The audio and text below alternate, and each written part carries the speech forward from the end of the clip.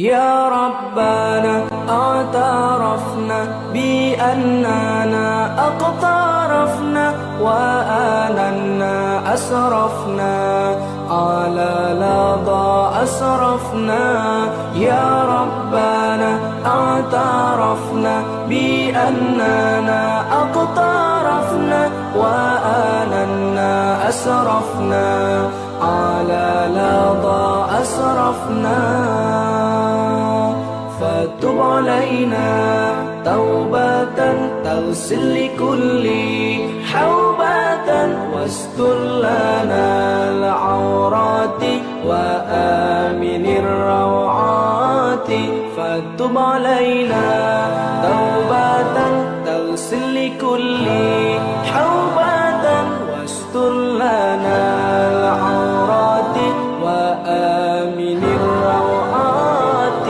يا ربنا اعترفنا بأننا اقترفنا وآننا أسرفنا على لظى أسرفنا. يا ربنا اعترفنا بأننا اقترفنا وآننا أسرفنا على لظى أسرفنا. واغفر لوالدينا ربي ومولودينا والآل والإخوان وسائر الخلان. واغفر لوالدينا ربي ومولودينا والآل والإخوان وسائر الخلان. يا ربنا اعترفنا بأننا اقترفنا وآننا أسرفنا على لظى أسرفنا. يا ربنا اعترفنا بأننا اقترفنا وآننا أسرفنا على لظى أسرفنا. فضلا وجودا منا لا باكتساب منا بالمصطفى الرسول نحظى بكل سول. فضلا وجودا منا لا باكتساب منا بالمصطفى الرسول نحظى بكل سول. يا ربنا اعترفنا بأننا أقترفنا. السميع العليم من الشيطان الرجيم. بسم الله الرحمن الرحيم. قل أتعبدون من دون الله ما لا يملك لكم ضرا ولا نفعا والله هو السميع العليم. قل يا أهل الكتاب لا تغلوا في دينكم غير الحق ولا تتبعوا أهواء قوم قد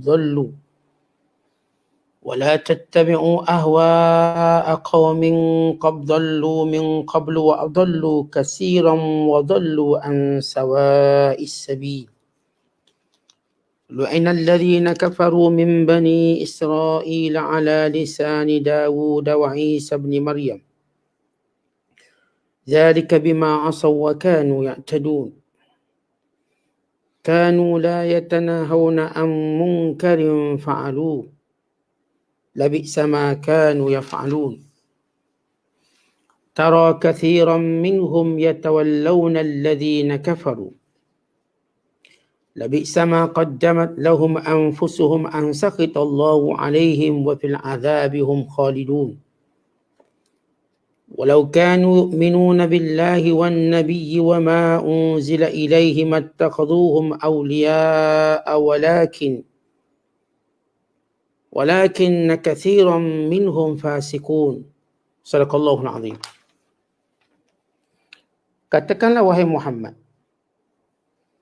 patutkah kamu menyembah sesuatu yang lain dari Allah yang tidak berkuasa memberi mudarat kepada kamu dan tidak juga berkuasa memberi manfaat.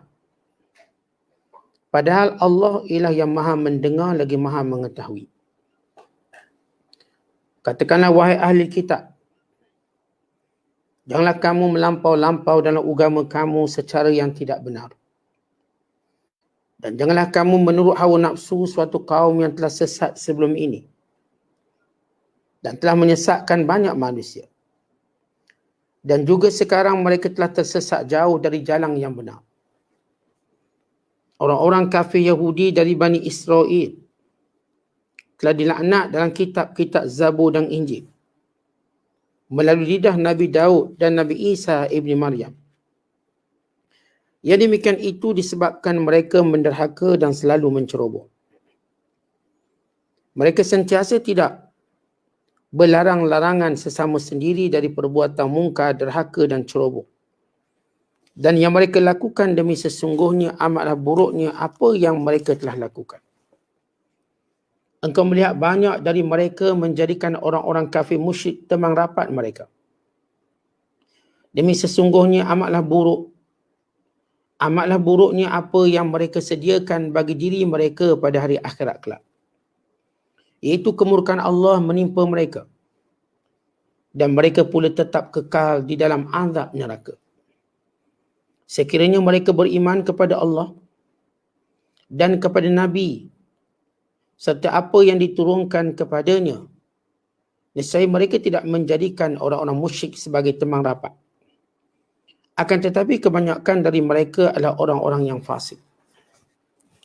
Muslimin dan muslimat sedang penonton yang dirahmati Allah sekalian, kita berada pada ayat-ayat yang terakhir juzuk yang ke-6 dalam kandungan suratul Ma'idah, surah yang ke-5. Bermula ayat 76 sehingga ayat 81, sekaligus menamatkan juzuk yang ke-6 dari sudut susunan juzuk-juzuk dalam Al-Quran. Ayat-ayat yang kita bacakan ini, bagaimana Allah Ta'ala munaqashatun Nasara, berdiskusi dengan orang-orang Kristian yang telah mempertuhankan Nabi Isa AS. Dan Allah memerintahkan seluruh ahli kitab, Kristiannya, Yahudinya, supaya jangan melampau dalam hal agama, yakni melampaui batas. Dan ayat yang kita bacakan ini juga, Allah Ta'ala menjelaskan punca laknat Bani Israel disebabkan mereka tidak mencegah kemungkaran.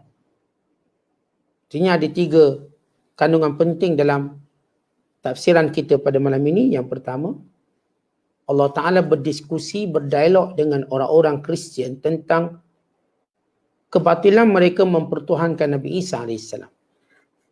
Yang kedua, menyeru seluruh ahli kitab supaya jangan melampau dalam agama, kembali kepada fitrah dan kembali kepada jalan yang lurus.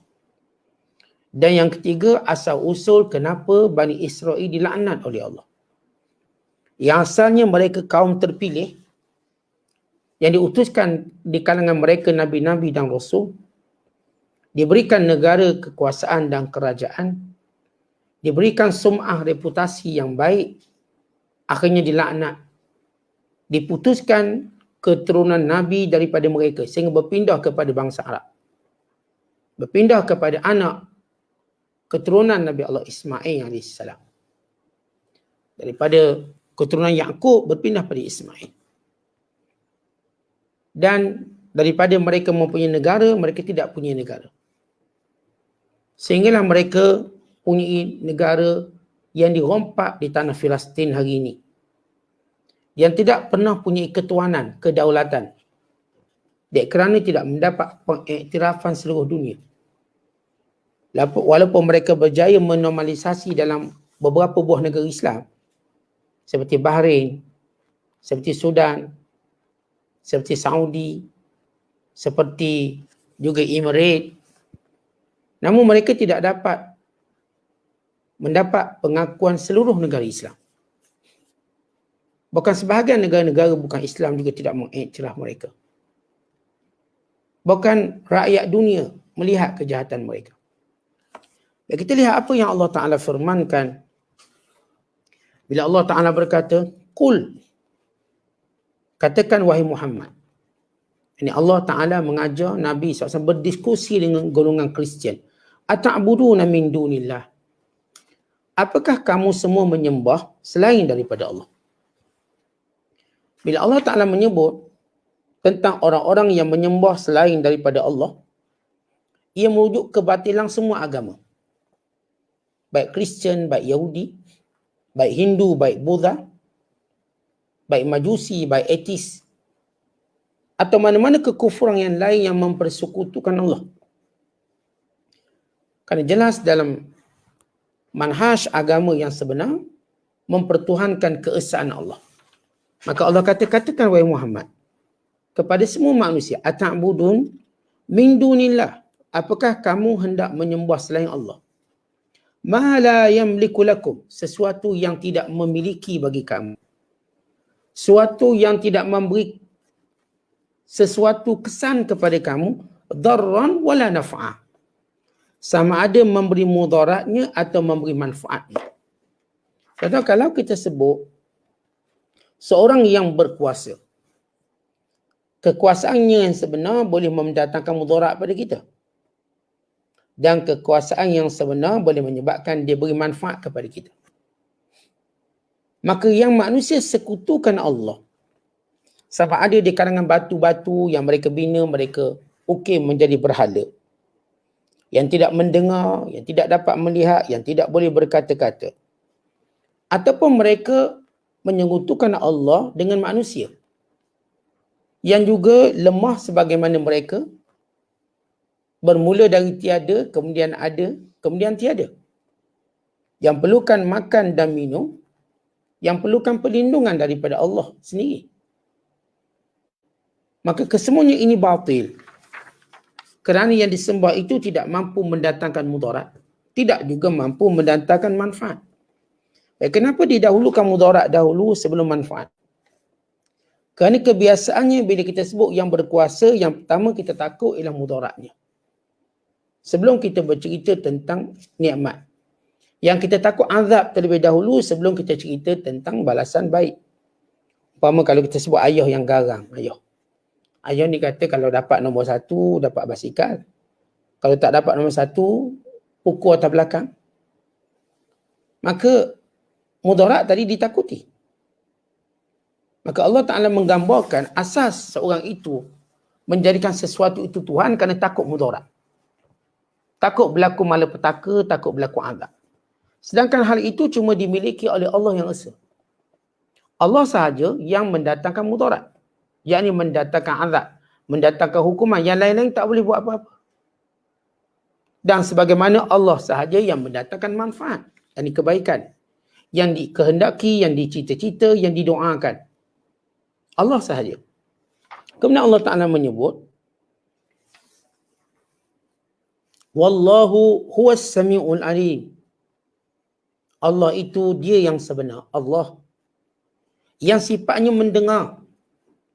Kerana bila seorang mempertuhankan Tuhan, mempertuhankan sesuatu, maka dia nak Tuhan tu dengar dia. Dalam doa, dalam munajat. Bahkan kalau boleh dengar apa yang ada dalam hati mereka. Maka Allah yang sebenar-benar mendengar. Tidak yang lain. Al-Alim, mengetahui. Kerana manusia dengan sifat lemahnya nak supaya zat yang berkuasa mengetahui keadaan mereka. Lemah mereka, bergantung mereka. Maka sifat itu hanyalah milik Allah Subhanahu Wa Taala yang mendengar segala sesuatu, yang mendengar segala permohonan, yang mendengar segala harapan, dan juga Allah Subhanahu Wa Taala yang mengetahui keadaan kelemahan kamu dan sifat perlu kamu kepada Allah Subhanahu Wa Taala. Maka ini disebut sebagai alimun, sifat Allah yang as-sami'ul alim, yang mendengar lagi maha mengetahui. Kemudian Allah menyebut, Qul ya ahlal kitab. Yang pertama tadi menafikan sekutu selain Allah. Dengan menyebut sifat yang disekutukan tadi tidak dapat memberi manfaat apa-apa. Kemudian Allah menyebut, katakan ahlul kitab, la taghlu fi dinikum ghairal haq. Jangan kamu melampau dalam agama kamu Baik, bila kita sebut melampau, yang memberi maksud ialah melepasi sempadan atau melakukan sesuatu yang tidak diperintahkan atau melakukan sesuatu yang membebankan atau melakukan sesuatu yang boleh membinasakan. Maka Allah menyebut perkataan ghairul haq. Kataan ghairul haq yakni melampau yang batil. Baik, adakah melampau yang dibenarkan? Kadang-kadang setengah orang melihat sifat melampau tapi dia tidak melampau. Seumpama seorang berperang pada jalan Allah inginkan syahid, maka ini tak dianggap melampau sehingga menyebabkan kematian dirinya, kerana ini diperintahkan. Melampau yang dilarang, melampau yang tidak disuruh, yang berasaskan hawa nafsu dan kebodohan dan berasaskan kepada ikutan nenek moyang yang tidak ada sumber dan tidak ada sebab. Bila Allah menyebut wahai ahli kitab, seruan Allah Ta'ala ini kepada Kristian dan juga kepada Yahudi yang terkenal dengan sifat melampau mereka. Melampau mereka dalam semua hal. Yang pertama, melampau mereka tentang zat Tuhan. Adapun Yahudi mengatakan Uzair anak Tuhan. Itu melampau dia. Dan mengatakan bahawa Isa itu ialah seorang yang tidak bijak, tak cerdik. Mereka menghina Nabi Isa, termasuk dengan makna anak luar nikah, dan demikian juga ibunya, yakni Maryam AS yang dituduh berzina. Ini melampau Yahudi dari sudut mereka bercakap tentang zat Allah. Demikian juga Kristian yang mengatakan Allah Ta'ala itu punya anak, punya isteri. Ini melampaunya pula. Melampau dari sudut akidah dengan mempertuhankan lain daripada Allah. Wa imma Yahudi dengan menjadikan Uzair anak Tuhan, atau Kristian yang menjadikan Isa anak Tuhan. Atau mereka juga melampau dari sudut kita katakan ibadat-ibadat. Sebagaimana Yahudi, mereka mengharamkan sesuatu yang tidak diharamkan oleh Allah. Demikian juga Kristian. Mereka buat suatu syariat yang tidak diperintah oleh Allah. Antara syariat tidak kahwin. Bila mereka tidak mau berkahwin, syariat yang tidak pernah Allah suruh. Kalau mereka tidak mau kahwin kerana pandangan peribadi mereka, maka ini tak salah. Bukan ada di kalangan orang Islam yang tak kahwin. Cuma itu pandangan peribadi. Tapi bila mereka jadikan ia syariat, lalu padri-padri tidak berkahwin, akhirnya menyebabkan sebahagian padri protes. Sehingga lahir satu aliran namanya Protestan. Bila kita belajar tentang agama Kristen, aliran Protestan yang diasaskan oleh Martin Luther ataupun seorang padri Jerman. Martin Luther ini tidak bersetuju dengan kata-kata padri bahawa seorang padri tak boleh berkahwin. Akhirnya beliau berkahwin. Maka alirannya disokong oleh ramai orang. Sehingga jumlah orang Protestan sekarang ini ialah lebih kurang 800 juta orang. Ramai. Mereka berpegang bahawa boleh berkahwin. Maka Martin Luther sendiri berkahwin.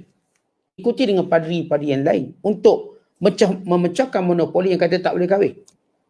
Dan dia ada beberapa orang anak. Yang berlaku pada kurun yang ke-16. Itu beliau meninggal. Dia meninggal tahun 1546 Masihi. Ini lebih kurang kurun yang ke-16. Berlaku protes dalam agama Kristian. Asalnya, tahu Kristian ini yang besar ialah Katolik. Diikuti dengan Protestan dan Ortodok. Yang sebelum ini mereka tidak dikenali dengan Katolik, Ortodok atau Protestan. Mereka dikenali dengan aliran Yakubiyah.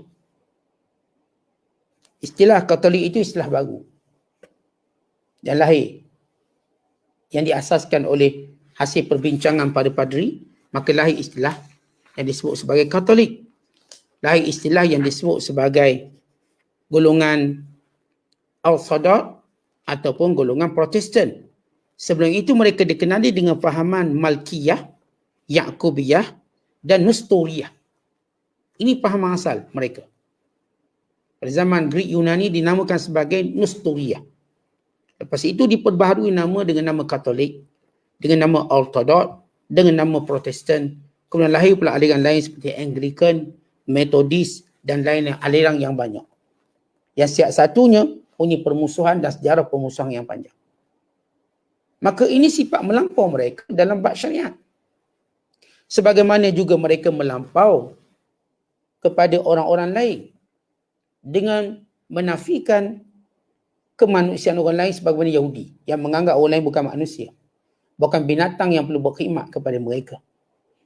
Abdi yang perlu berkhidmat dengan mereka. Dan demikian juga Kristian. Sifat melampau mereka memaksa orang untuk masuk Kristian. Sehingga sejarah tidak pernah padam atau tidak pernah menipu apa yang mereka lakukan hatta di negeri atau di negara Melaka.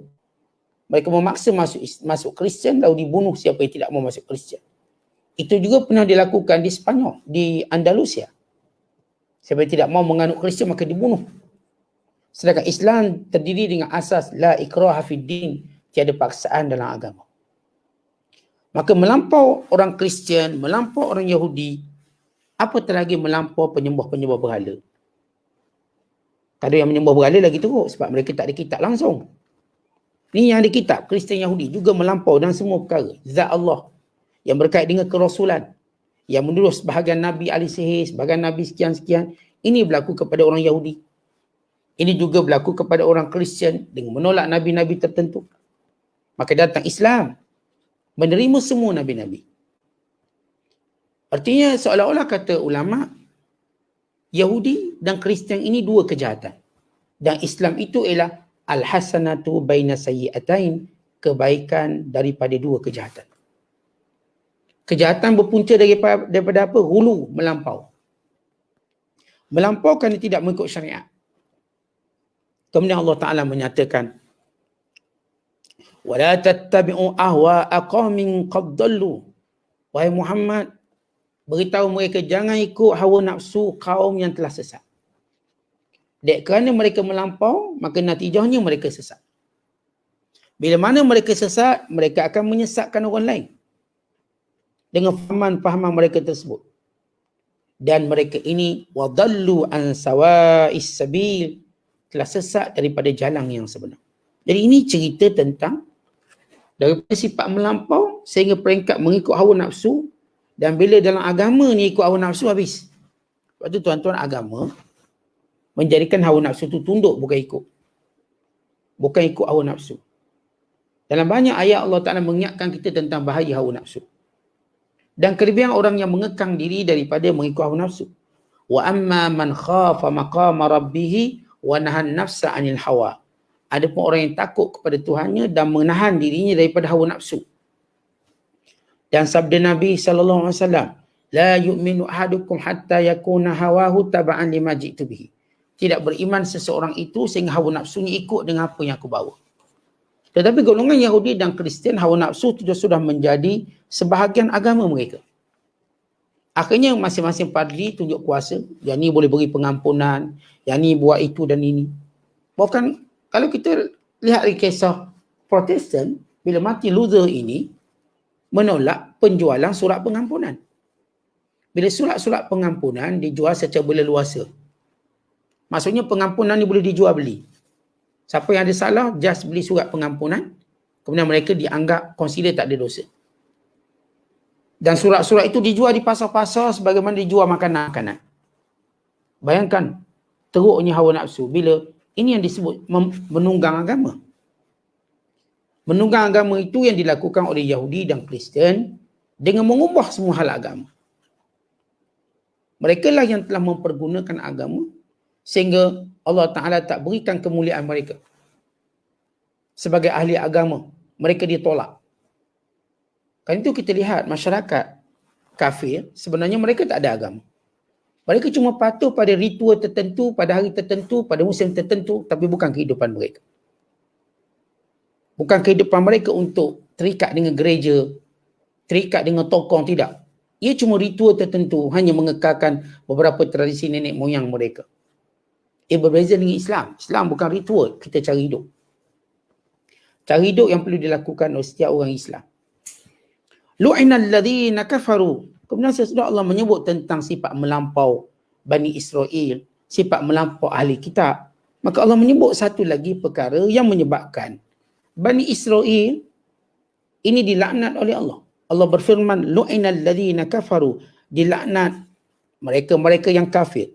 Min Bani Israel, di kalangan Bani Israel. Ala lisani Dawud, iaitu melalui lidah Nabi Allah Daud AS. Maksud lidah Nabi Allah Daud AS, iaitu Nabi Allah Daud berdoa kepada Allah Ta'ala supaya mereka yang derhaka pada Allah ditukar menjadi monyet. Dia mereka melawan perintah Allah SWT, itu peristiwa yang terkenal penduduk negara bernama Ailah. Dan Nabi Daud dah beritahu, jangan langgar perintah Allah, jangan langgar perintah Allah. Lalu mereka langgar, maka Nabi Daud pun doa, ya Allah tukar mereka jadi monyet. Maka ini dimasukkan, dilaknat melalui lidah Nabi Daud, yakni didoakan ke atas mereka. Wa Isa bin Maryam, dan juga Isa bin Maryam. Bila mana Nabi Isa berdoa ke atas mereka yang kafir, maka mereka ditukar menjadi babi. Siapa mereka? Ketika mana sebahagian daripada pengikut Nabi Isa ini memohon supaya Allah turunkan hidangan dari langit. Lalu kata Nabi Isa, tidakkah cukup bukti-bukti yang lain ketuhanan? Mereka kata, tak nak, kami nak juga Allah turunkan hidangan dari langit. Lalu kata Nabi Isa AS, boleh Allah turunkan hidangan dari langit, tapi kamu kena ingat, kalau sekiranya kamu selepas diturunkan hidangan dari langit, kamu tetap engkar kepada Allah, engkar kepada perintah Allah, azab Allah itu begitu dahsyat. Kamu akan ditukar menjadi babi. Akhirnya mereka kata tak apa. Lalu diturunkan hidangan dari langit. Sebahagian mereka mula tamak. Di mana hidangan dari langit tadi tak boleh disimpan, makan habis. Untuk meyakinkan bahawa Allah akan turunkan lagi rezeki. Maka sebahagian mereka menyimpannya kerana takut nanti Tuhan tak turunkan lagi. Buruk sangka. Dan mereka engkar dengan perintah Nabi Allah Isa AS. Akhirnya Nabi Isa doakan mereka bertukar jadi babi. Baik, di sini ada satu perbahasan. Apakah hukum mendoakan perkara buruk pada seseorang? Boleh atau tidak? Ya, asas doa ini kita doakan kebaikan. Hidayah, pengampunan, supaya mereka mendapat kebaikan dunia, kebaikan akhirat. Tetapi boleh atau tidak kita mendoakan keburukan pada seseorang? Yang pertama, kalau mendoakan kepada orang yang zalim, yang zahir kezalimannya, maka boleh. Dan ini dilakukan oleh para Nabi. Seperti doa Nabi Musa, supaya kaumnya disesatkan selama 40 tahun. Fafruq bainana wa bainal qaumil fasikin. Ya Allah, pisahkan kami daripada orang yang degil, yang tak nak dengar perintah kamu, ya Allah. Maka Allah pisahkan mereka. Mereka sesat di padang Tih selama 40 tahun. Dan ini juga doa Nabi Daud kepada penghuni kampung Ailah yang melanggar larangan bekerja hari Sabtu. Mereka menangkap ikan hari Sabtu dengan cara helah. Mereka tak tangkap tu hari Sabtu, mereka buat longkang, mereka buat aliran biar ikan terperangkap dalam, hari Ahad mereka tangkap. Tapi hari Sabtu tu mereka bekerja. Walaupun tak tangkap ikan, tapi dilarang bekerja. Bukan larang tangkap ikan tu, kerja tu. Maka Nabi Daud mendoakan pada Allah supaya mereka ditukar menjadi monyet. Dan mereka tukar jadi monyet selama 3 hari, kemudian mereka semuanya mati. Setengah riwayat menyatakan, yang tua bertukar jadi babi, yang muda jadi monyet. Lalu, perkampungan yang taat pada Allah membina tembok supaya golongan ini tak bercampur dengan mereka. Satu golongan yang mencegah kemungkaran.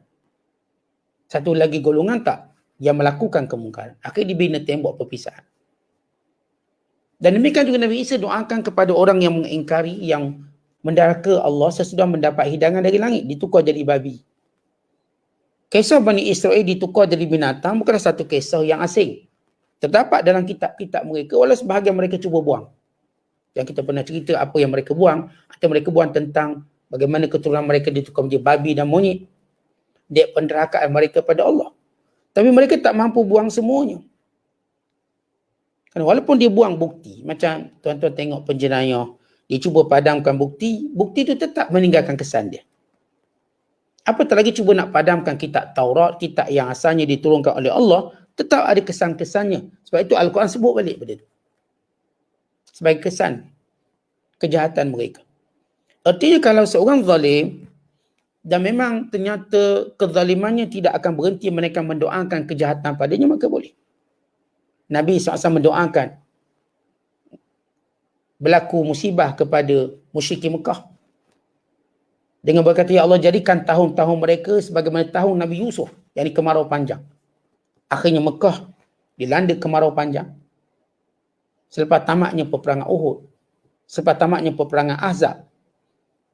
Maka kemarau panjang sehingga mereka terpaksa makan belulang-belulang dan kulit-kulit binatang. Dek binatang semuanya mati.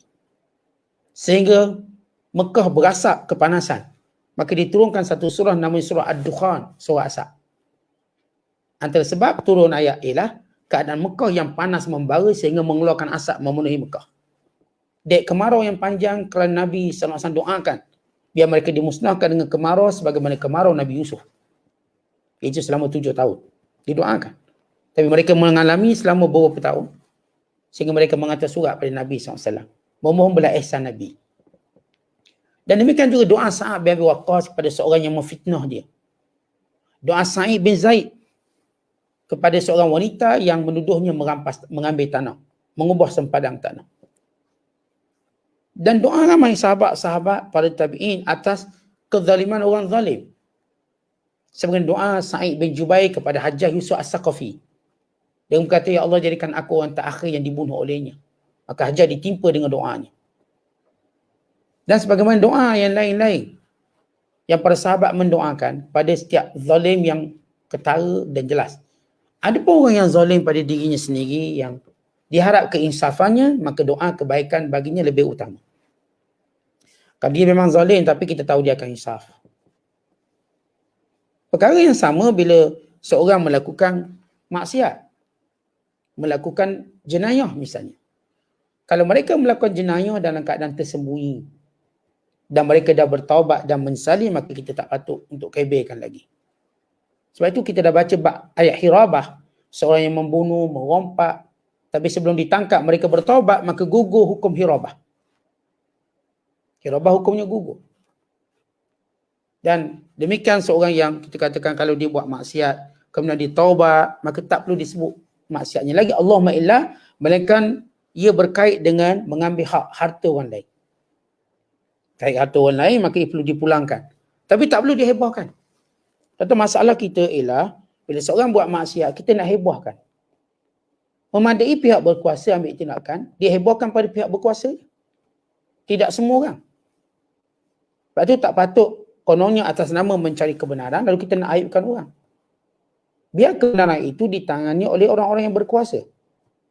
Kalaupun kita nak jadi orang pengumpul-pengumpul bukti, bila kita pengumpul bukti yang tertutup, yang kita tak highlightkan pada orang awam, yang menimbulkan persepsi yang banyak. Sebab itu polis sendiri dikata, okay, kita tak akan dedahkan supaya tak mengganggu siasatan.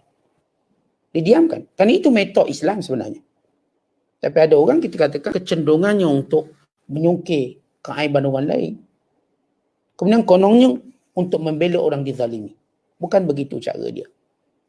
Sebab itu dalam Al-Quran bila Allah menyebut wal yashhad adzabahuma ta'ifatun minal mu'minin, maka hukuman itu cuma disaksikan sebahagian orang beriman, bukan semua orang beriman. Ta'ifah antara 1 hingga 9 orang, 1 hingga 10 orang lebih kuat. Tidak semua tengok. Terutama kalau dia orang baik-baik. Aqilu dhawil hayat atharatihim. Orang baik ini perlu kita toleransi dan hukuman padanya. Bukan maksud tiada hukuman, tapi toleransi itu mungkin berlaku dengan cara hukuman itu secara tertutup atau sebagainya.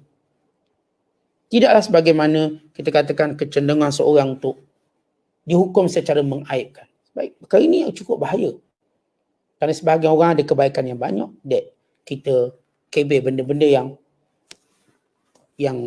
buruk itu menyebabkan kebaikan yang lain itu terhalang. Sebab kita kena imbang kebaikan dia. Kita juga tahu jahat dihukum, tapi kebaikan diakui. Sebab itu proses hukum perlu berlangsung, sebahagian berlangsung secara rahsia. Bukan bermaksud seorang itu kebal daripada hukuman. Tapi seorang itu juga perlu dijaga maruahnya. Sebab itu dalam konsep perundangan Islam, ada waktu bagaimana maruah seorang pesalah itu dijaga. Bukan masalah kalau seorang tu buat jenayah lalu kita telanjangkan dia, kita dedahkan maruah dia, tidak sebegitu.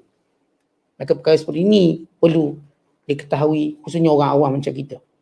Bagaimana menangani jenayah-jenayah yang melibatkan orang tertentu. Kemudian Allah Ta'ala menyebut, sesudah menceritakan laknat melalui lidah Nabi Daud, doa Nabi Daud dan Isa bin Maryam. Sebab apa dilaknat? Zalika bima asaw wa kanu ya'tadun, kerana mereka derhaka. Baik, tidak cukup derhaka, wa kanu ya'tadun, mereka melampau dalam derhaka. Baik, buat derhaka, semua orang mungkin buat derhaka. Saya mungkin buat benda derhaka, tuan-tuan mungkin buat benda derhaka. Yang ni asyi. Atau dia sebut maksiat. Maksiat daripada perkataan asa, ya'si. Yang ni maksiat. Derhaka. Semua orang buat derhaka. Tetapi sifat yang derhaka yang dibenci oleh Allah, wa kanu ya'tadun, adalah mereka itu melampau.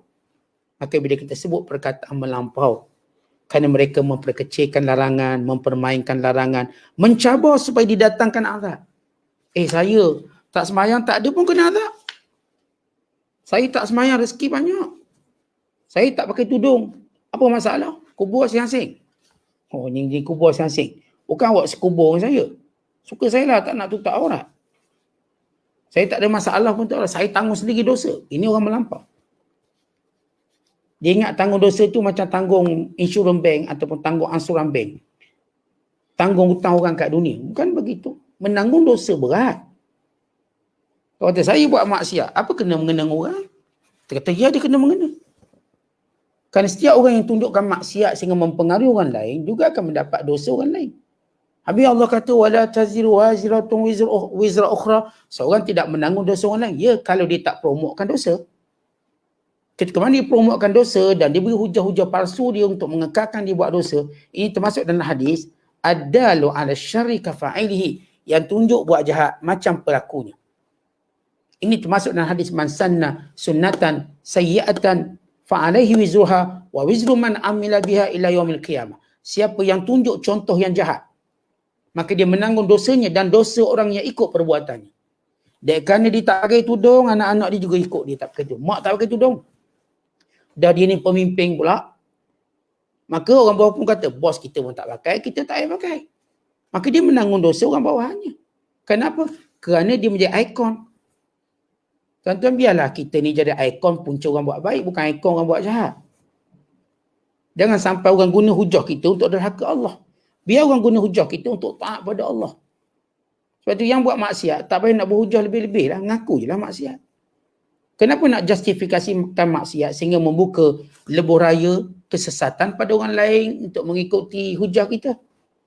Akhirnya kita tengok ahli maksiat, hujah mereka sama je. Tak dapat petunjuk lah, belum sampai seru lah. Saya tidak mau hipokrit lah. Tunggulah masanya. Yang penting hati baik. Ini semua hujah yang digunakan. Bayangkan dosa orang yang mempromosikan hujah-hujah ini sehingga membuka ruang-ruang ahli maksiat untuk terus buat maksiat. Sebab itu kita kena bezakan. Ya, ada maksiat yang saya katakan orang lain tak akan terlibat sebab dia buat senyap-senyap, sorang-sorang, dia pun tak promo orang, dia pun tak berhujah kenapa dia buat maksiat, melainkan dia kata saya tahu salah, saya tahu dosa. Saya tahu. Dia tak tunjukkan kesombongan. Maka orang-orang Bani Israel ini sifat mereka wa kanu ya'tadun, melampau-lampau. Maka Allah pun sebut antara sifat melampau mereka.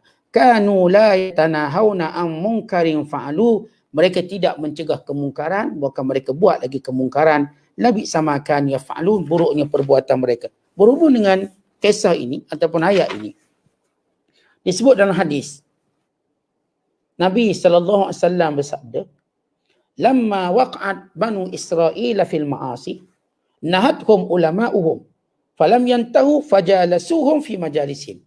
Ketika mana Bani Israel buat maksiat, ulama-ulama mereka mencegah. Tetapi bila cegahan ulama tidak dipedulikan, lalu ulama pun join sekali. Ulama dia dah give up. Kita larang-larang dia tak ikut, kita join sekali. Maka itu punca laknat.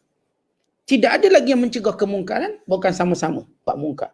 Dan hadis yang lain, Nabi bersabda, inna awwala ma dakhala an-naqs ala bani Israel annahu kana ar-rajul yalqa ar-rajul fayaqul ya hadha ittaqillah wada' ma tasna' fa innahu la yahillu laka thumma yalqahu min al-ghad wa huwa ala halihi fala yamna'uhu dhalik an yakuna akilahu wa sharibahu wa qa'idahu falamma fa'alu dhalika daraballahu quluba ba'dihim bi ba'd summa qala lu'inal ladzina kafaru ila qawlihi ta'ala fasiqun summa qala sallallahu alaihi wasallam kalla wallahi la ta'murunna bil ma'ruf wa la tanhawunna 'anil munkar thumma la ta'khudhunna 'ala yadidh zalim wa la ta'turunnahu 'alal haqqi atra wa la taksirunnahu 'alal haqqi qasra aw la yadribanna Allahu quluba ba'dikum bi ba'din summa yal'anukum kama la'anahu. Maksudnya, perkara pertama berlaku kerosakan kepada Bani Israel bila seorang lelaki bertemu dengan seorang lelaki, lalu lelaki ini berpesan, takutlah pada Allah, tinggallah kemungkaran yang kamu buat. Perbuatan itu adalah haram. Kemudian bila dijumpai esok hari, lelaki yang buat maksiat kekal buat maksiat, lelaki yang mencegah tidak lagi mampu menghalangnya, akhirnya menjadi temannya untuk makan bersama, minum bersama, lepak bersama. Bila mana mereka berbuat demikian, maka Allah Ta'ala tutup hati mereka untuk tidak lagi mencegah kemungkaran. Kemudian turunlah ayat lu'inal ladzina kafaru, telah dilaknat golongan kafir di kalangan Bani Israel, sehingga ayat fasikun, mereka ialah orang-orang yang fasik. Kemudian kata Nabi SAW, sama ada kamu menyuruh perkara yang baik dan kamu mencegah perkara yang mungkar, ataupun kamu menghalang tangan-tangan orang yang zalim, dan kamu mengukuhkan kebenaran, ataupun Allah SWT akan menutup pintu hati kamu. Kemudian Allah melaknat mereka kamu sebagaimana Allah melaknat mereka. Jadi hadis ini menunjukkan tuan-tuan sekalian, kalau sekiranya kita mencegah kemungkaran, Allah akan laknat kita sebagaimana Allah melaknat Bani Israel dulu. Sebagaimana Allah melaknat Yahudi. Sebab itu cerita Yahudi, cerita Bani Israel, cerita Kristian bukanlah cerita halwa telinga, tapi ada pengajaran dan iktibar. Sebagaimana mereka itu sesat, sebagaimana mereka itu dilaknat, sebagaimana mereka itu jauh daripada petunjuk, perbuatan-perbuatan, sikap-sikap mereka, perkataan-perkataan mereka, senda gurau mereka, maka kita perlu menjauhi dan jangan menyerupai mereka. Sebab itu kata Nabi SAW, jangan kamu ikut macam mereka. Jangan kamu menyerupai ahli kitab. Jangan tiru mereka, pakaian mereka kita jangan tiru, cara bercakap jangan tiru, semua benda jangan tiru. Kan bimbang laknat sebagaimana Allah melaknat mereka. Kemudian Allah Ta'ala berfirman, wa tara kathiran minhum, dan kamu lihat kebanyakan mereka, namanya ahli kitab, yatawallawna alladhina kafaru, tetapi berbaik dengan musyrik, penyembah berhala. Labisa ma qaddamat lahum anfusuhum, maka seburuk-buruk perbuatan mereka.